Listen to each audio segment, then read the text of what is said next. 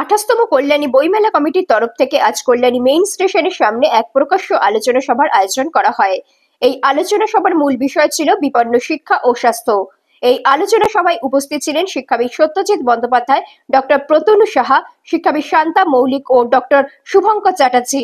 আসুন দেখেনি এই আলোচনা সভা নিয়ে কি জানাচ্ছেন 28তম কল্যাণী বইমেলা কমিটির সম্পাদক Somnath Majumdar. Bureau report, Times of Bengal News. 28তম কল্যাণী বইমেলা উপলক্ষে আমরা আজকে এখানে প্রকাশ্য সেমিনার করছি।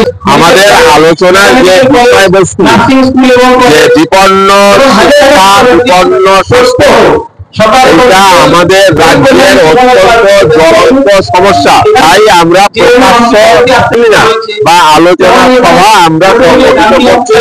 আর্যকর কাণ্ড তিলোত্তমার এটা নিছক একটা স্বাস্থ্য বিভাগে, স্বাস্থ্য দপ্তরে যে দুর্নীতির বাসা তৈরি হয়েছে, সেই দুর্নীতির চক্র গড়ে উঠেছে, যার নির্মম পরিণতি হচ্ছে তিলোত্তমা। তাই আমরা এই বিষয়টাকে নিয়ে সাধারণ মানুষের কাছে কল্যাণী বইমেলা 1988 সালে তখন এই যে এত বড় ভাবে বইমেলা হচ্ছে, এটা হতো না। সেন্ট্রাল পার্কের যে পাবলিক লাইব্রেরি, সেই পাবলিক লাইব্রেরির সামনে একটু অল্প জায়গায়, একখানি জায়গায় এই বইমেলাটা প্রথম গড়ে উঠেছিল এবং তারও ইতিহাস হচ্ছে।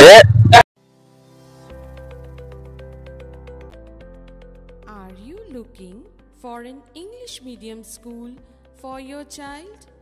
Your search is over. Kalyani Laureates would be your perfect choice.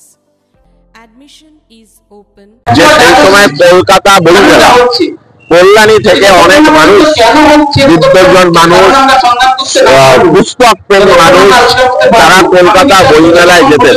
তখন তাদের মধ্যে একটা মনে হয়েছিল যে এইরকম একটা বইমেলা আমাদের এই মফস্বল শহরে হলে কেমন হয়। সেইটাই হচ্ছে ভাবনার সূত্রপাত। সেই ভাবনা থেকে 1988 সালে প্রথম কল্যাণী বইমেলা ভীষণ ছোট আকারে হয়। মাঝে 3-4 বছর বইমেলা বন্ধ ছিল, তারপর তো এখন বইমেলা একটা বৃহৎ প্রাতিষ্ঠানিক রূপ পেয়েছে এবং জনগণের বইমেলা হিসেবে এটা প্রতিষ্ঠিত হয়েছে।